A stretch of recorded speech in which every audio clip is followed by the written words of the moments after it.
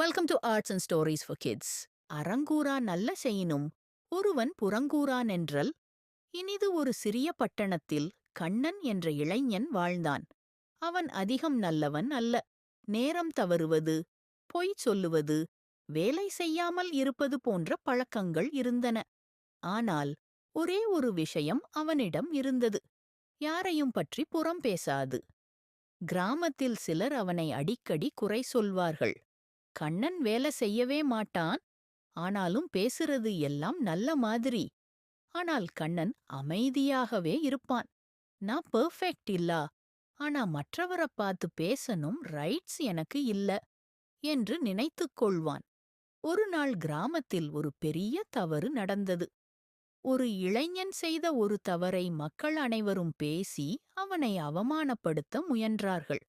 அப்போது கண்ணன் முன்வந்து சொன்னான், அவன் தவறு செய்துட்டான். ஆனா நாம அவனை திட்டுறது சரியா?